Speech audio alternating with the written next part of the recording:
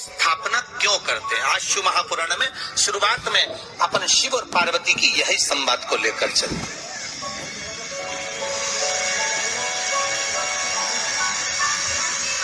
आखिर कलश में ऐसा क्या है? कलश के अंदर आखिर ऐसा क्या विराजमान है कि 33 कोटि देवता उस कलश के अंदर आकर बैठ जाते हैं? महाराज,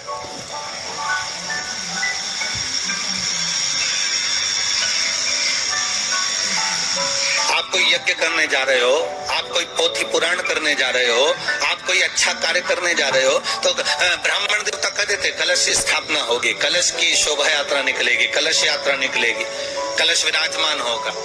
और आज हर की पौड़ी पर, प्रयागराज में या उज्जैनी में, नासिक में जो बड़े बड़े कुंभ के मेले होते, कुंभ का मतलब भी तो कलश से होता है। उसकी महत्वता क्यों है?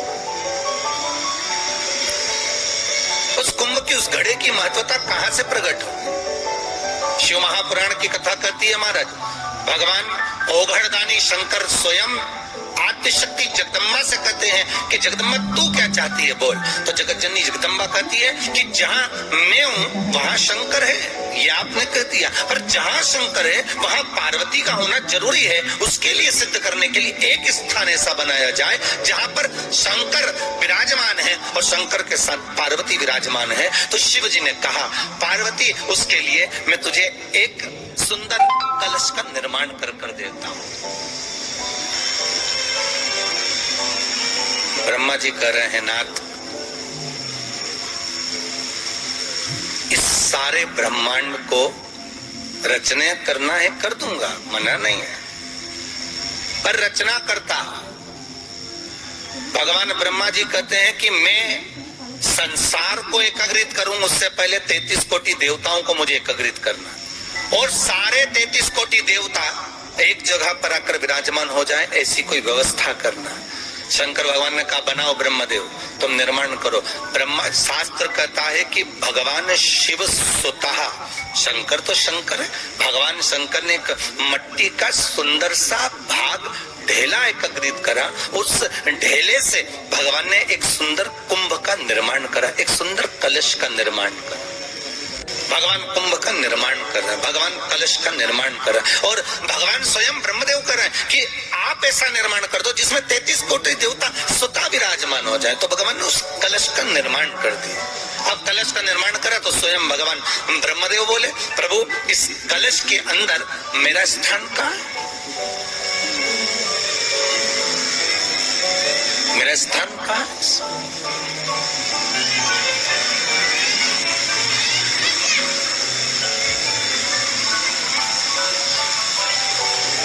बहुत ध्यान देना महाराज, कलश का जो मुख होता है उस मुख पर भगवान विष्णु का स्थान होता है। किसका स्थान है? भगवान विष्णु का। थोड़ा सा नीचे आओगे, जहां से कलश का मुख दबा हुआ होता है, वह जगह भगवान स्वयं शिव की होती है। किसकी जगह है? भगवान शंकर की। कलश का अग्रभाग, नीचे का भाग जहां से फैला हुआ होता है, वहां ब्रह्मा का आधिपत्य स्थापित होता है। फिर कलश का जो नीचे का भाग होता है वो भगवान शिव और शक्ति का स्थान होता है। कलश के बाहरी भाग में, जहां पर बाहर का हिस्सा होता है, उस कलश के बाहरी भाग में 33 कोटि देवताओं को भगवान शंकर ने लाकर विराजमान किया होता है। महाराज भगवान शंकर 33 कोटि देवताओं को निमंत्रण देकर उस कलश में विराजमान कर दिया। कितना सुंदर लिखा है देवी भागवत के अंदर कि जहां कलश की स्थापना होती है उस जगह पर किसी देवताओं को बुलाने की जरूरत नहीं होती। 33 कोटि देवता उस जगह पर स्वतः विराजमान हो जाते हैं। स्वयं 33 कोटि देवता स्वयं वहां विराजमान। अब कलश मेरा प्रतिबिंब है ये तो कहा। भगवान शिव की कथा कर रही है। ओघड़दानी त्रिकालदर्शी कैलाशी शंभु के पास में उस समय पर कामदेव की धर्म पत्नी रति भी है, जिसके नयनों में जल भरा हुआ। शिवजी ने पूछा, बोलो रति, आप और यहाँ जब आपका पति जलकर भस्म हुआ तो हमने वर दिया था आपके पति को कि ये भगवान कृष्ण का पुत्र बनकर मिलेगा आपको, फिर क्यों आप यहाँ पर आई हो, क्या हो गया ऐसा? प्रभु बात इतनी सी है कि मेरा पति जब आपके नेत्रों की ज्वाला द्वारा जलकर भस्म हो रहा था, उस समय पर वो आम के पेड़ पर बैठा हुआ था, आम के पेड़ पर मेरा पति बैठा हुआ था। उसके चक्कर में वो आम का पेड़ भी जला, तो वो आम का पेड़ जो जला उसने मुझसे कहा है कि पति का तो उद्धार हो गया, पर हमारा उद्धार कैसे? अब देखिए, कई लोग कहते हैं प्रश्न करने वाले पीछे नहीं हटते महाराज, बहुत प्रश्न करते हैं और प्रश्न कर कर पूछते हैं, गुरुजी ये कलश के ऊपर आम के पत्ते क्यों लगते हैं? उसका उत्तर है, ध्यान दीजिए, प्रश्न बहुत है तो उसके उत्तर का बहुत है, बस उसको समझने वाला चाहिए। और आप लोगों को तो आज बहुत बहुत भगवान ने कृपा करी है, जो आप पहले दिन ही कलश स्थापना होती है और पहले दिन ही आपको ये ज्ञान हो जाए कि बच्चे पूछे कि कलश क्यों रखा जाता है, कलश के ऊपर आम के पत्ते क्यों लगाए जाते हैं, कलश के ऊपर नारियल क्यों रखा जाता है, कलश के ऊपर 9 बार मोली क्यों बांधी जाती है, मोली मतलब लच्छा नाड़ 9 बार क्यों लपेटा जाता है नारियल के ऊपर, कलश के ऊपर जब रखता है।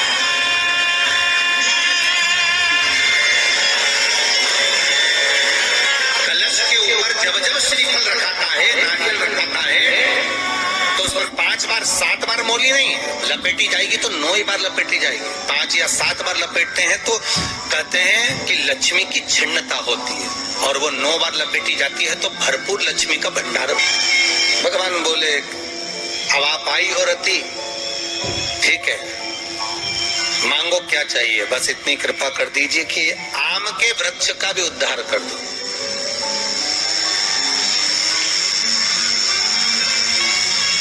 शिवजी ने कहा, हम वर प्रदान करते हैं रति, जहां शिव और शक्ति है, जहां 33 कोटि देवता इस कलश के अंदर विराजमान होंगे, उस जगह पर स्वयं कंठ पर जहां पर मेरा निवास होगा, उस जगह पर ये आम के पल्लव अमृत के तुल्य माने जाएंगे, और इनका निवास हमारे ही हाथ में, हमारे ही हस्त कमल में विराजमान होगा, हमारे ही हाथ। अब आम के पल्लव को बाबा ने विराजमान किया। अब आया है उसके ऊपर क्या रखते हो, श्री नारियल, ठीक है,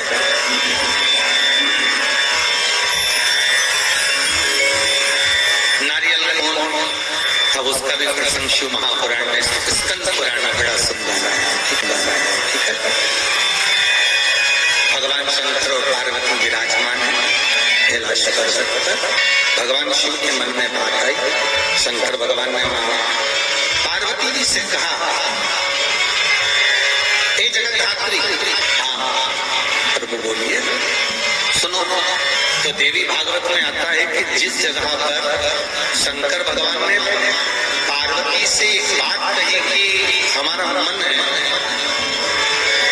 कि हम दोनों बालकों की परीक्षा लें, और पार्वती जी ने जब भगवान शिव से कहा कि बच्चों की परीक्षा क्यों, संतान अपनी है और इनकी परीक्षा क्यों लें,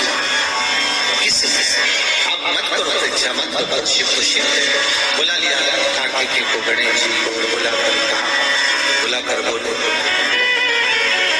जो पृथ्वी की परिक्रमा पहले कर कर आए वो प्रथम गिनती में पूजा जाए, प्रथम भाग उसको पूज्य, ठीक है, जाओ परिक्रमा कर कर। अब गणेश जी महाराज बैठ गए चूहे पर, कार्तिकेय बैठ गए मोर पर, के घर के बड़े थे, ये बात का ज्ञान था।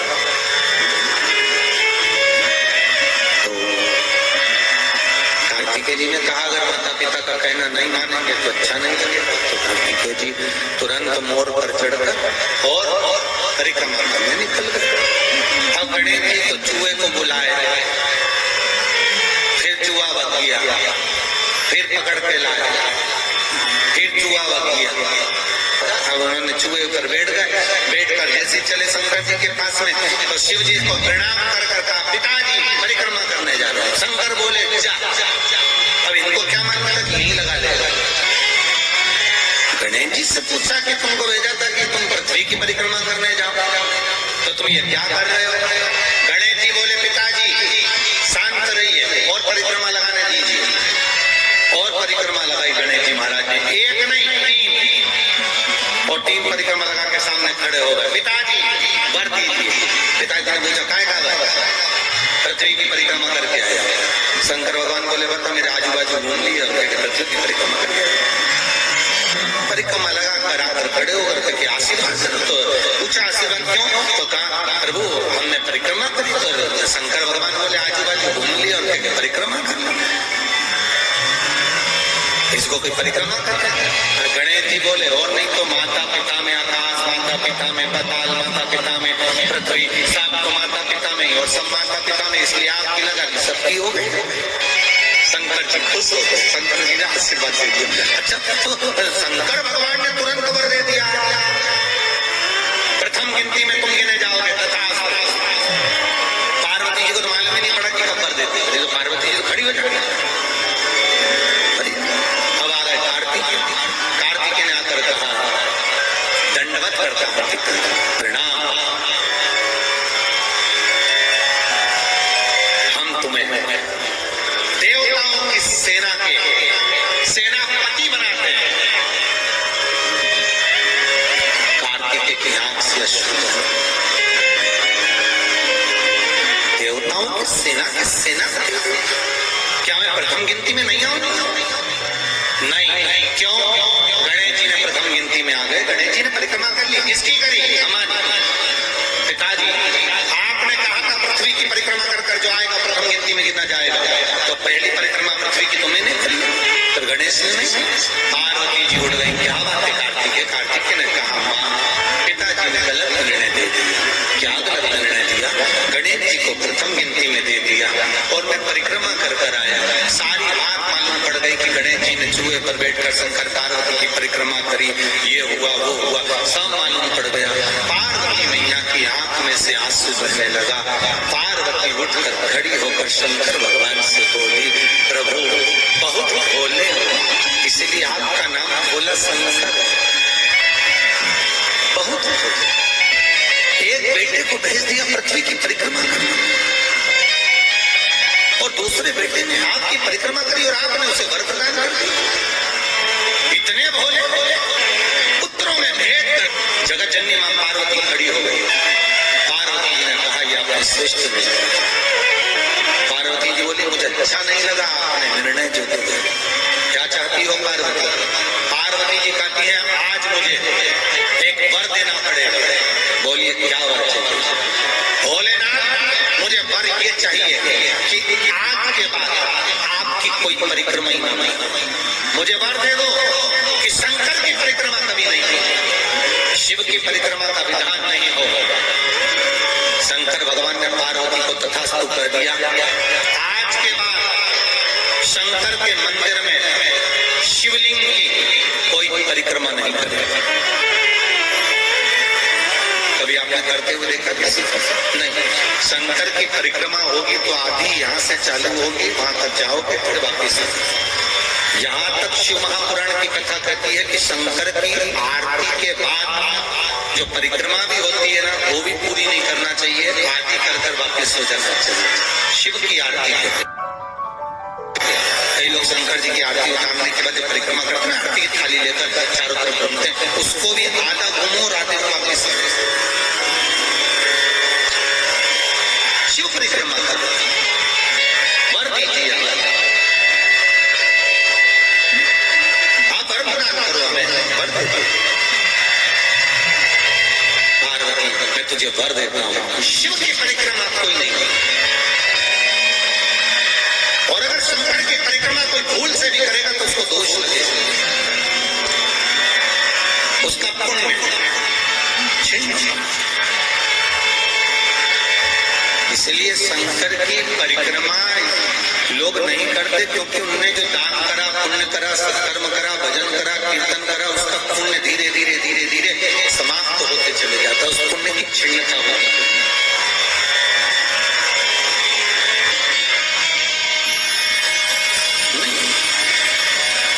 पार्वती जी बोले, प्रभु हम एक मेरा निवेदन स्वीकार करेंगे, बोलो क्या बात है। पार्वती जी बोलती, आपने गणेश जी को प्रथम पद दिया, तो इस कार्तिकेय को भी प्रथम पद प्रदान करेंगे। शिव जी बोले ये नहीं हो सकता, क्योंकि प्रथम पद एक ही होता है, प्रथम पद केवल एक होगा और वो एक पद मैंने प्रदान कर दिया, अब मैं दूसरा पद कैसे दे सकता, मैं दूसरा पद कैसे दे सकता, मैं दूसरा पद कैसे दे सकता।